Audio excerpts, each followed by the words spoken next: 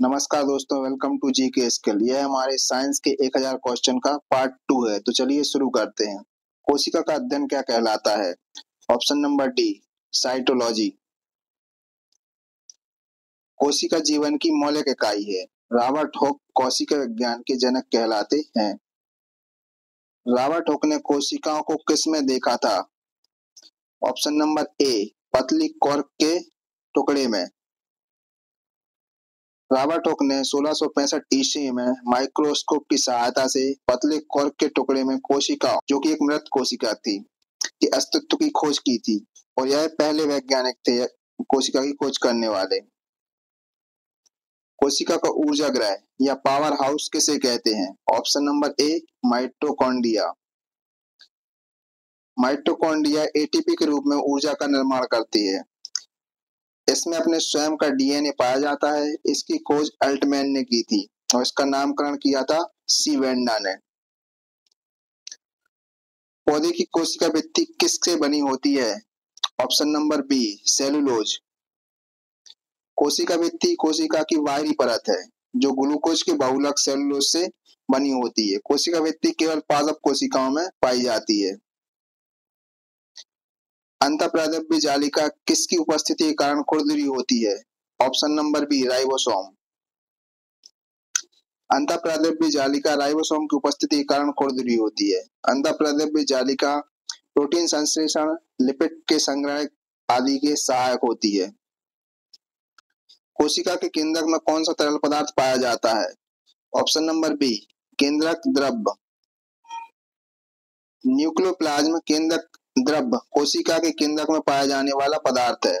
Nucleoplasm में गुणसूत्र, protein के कण और आयन में पाए जाते हैं जो केंद्रक में विभिन्न क्रियाएं करते हैं। कोशिका की कौन सी संरचना में सूर्य के प्रकाश को अवशोषित करने का रंजक होता है? ऑप्शन नंबर बी, हरित लवक में। कोशिका में सूर्य प्रकाश अवशोषित करने वाला रंजक पाया जाता है जिसे क्लोरोफिल कहते हैं। यह हरे पौधे और शैवालों में पाया जाता है।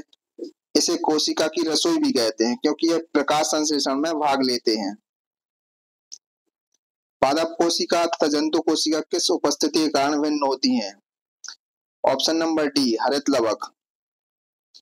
जंतु कोशिकाओं में हरित लवक अनुपस्थित होता है, मतलब जंतु कोशिकाओं में हरित लवक नहीं पाया जाता और पादप कोशिकाओं में हरित लवक पाया जाता है। इसी कारण से यह प्रकाश संश्लेषण क्रिया में भाग लेते हैं जो एटीपी तथा एनडीपीएच के रूप में ऊर्जा संग्रहित करते हैं। कौन सा कोशिकांग पादप कोशिका और जंतु कोशिका दोनों में पाया जाता है? Option number B, mitochondria. Mitochondria को कोशिका का पावर हाउस कहते हैं। कोशिकीय श्वसन तंत्र का एक भाग है जो माइटोकॉन्ड्रिया में होता है। यह ऑक्सीश्वसन अवस्था है जिसमें ग्लूकोज के टूटने से एटीपी बनते हैं।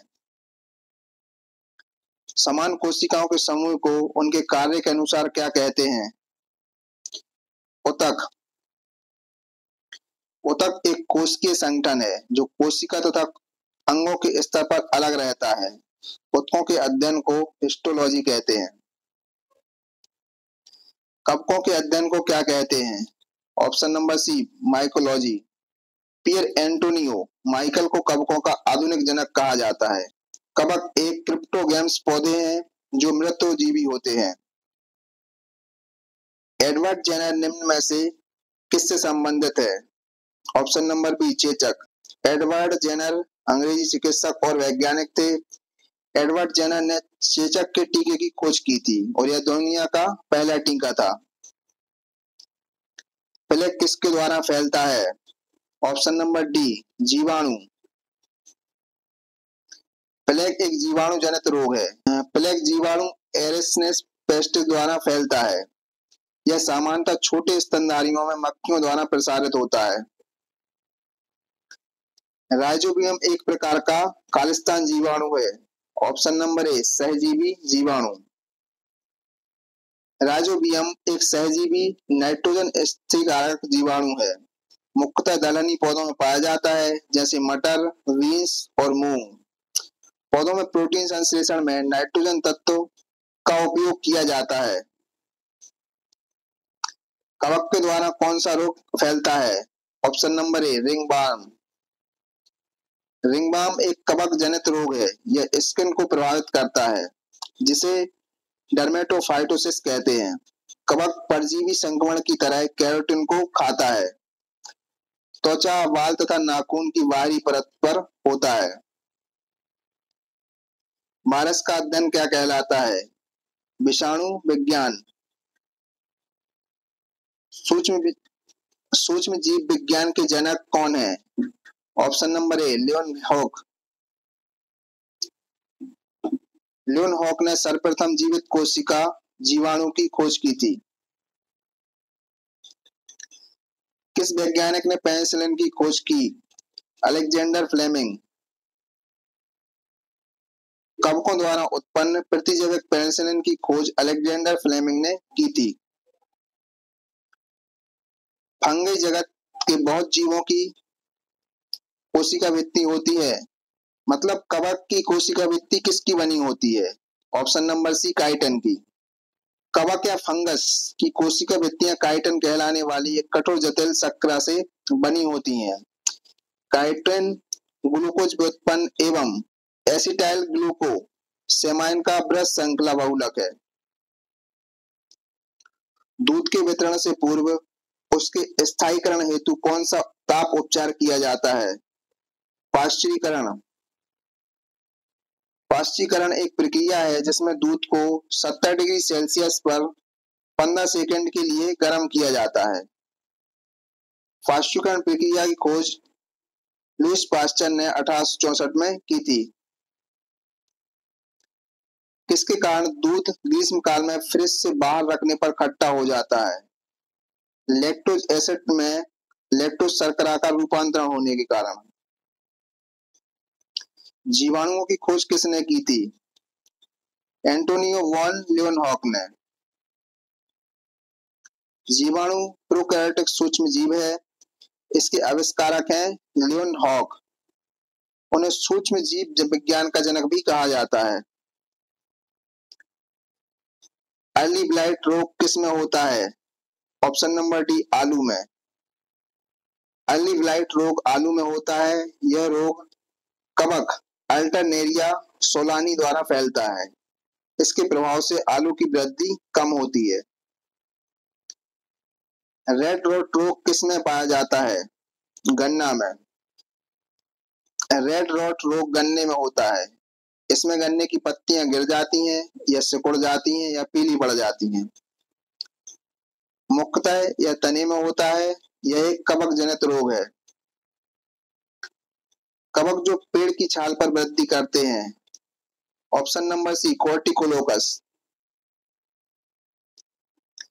कवक एक यूकेरियोटिक सूक्ष्म जीव है।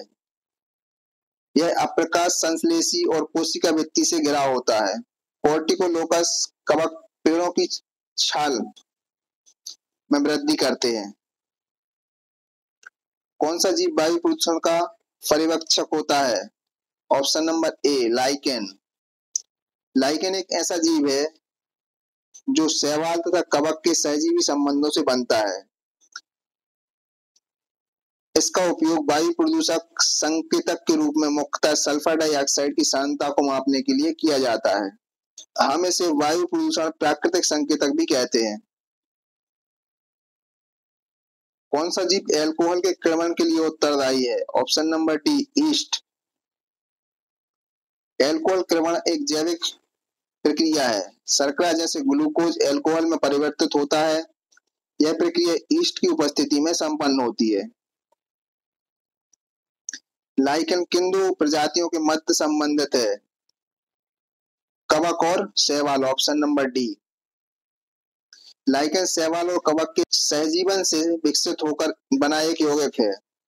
ये छोटे पत्ती विहीन सतह पेड़ पर पादपों जैसे विकसित होते हैं और अपना भोजन प्रकाश संश्लेषण के द्वारा स्वयं निर्मित करते हैं। किस लोकप्रिय रसोई सामग्री को चीनी खाने वाला कहा जाता है? ऑप्शन नंबर डी खामीर। खामीर चीनी का उपयोग त्वरण प्रक्रिया के भाग के रूप में किया जाता है। चीनी को तोड़कर कार्बन डाइऑक्साइड और अल्कोहल बनते हैं। प्रकाश का भोजन निर्माण में प्रयोग करने वाले प्राणी को किस नाम से जाना जाता है? ऑप्शन नंबर डी, सोपोसी। सोपोसी स्वयं की अकार्बनिक पदार्थ से प्रकाश ऊर्जा का उपयोग कर अपने लिए भोजन निर्माण करते हैं। हरा शैवाल और आम के पौधे इसका सबसे अच्छा उदाहरण है। अगर वीडियो आपको पसंद आई हो तो वीडियो को लाइक और चैनल को सब्सक्राइब करें। Thank you.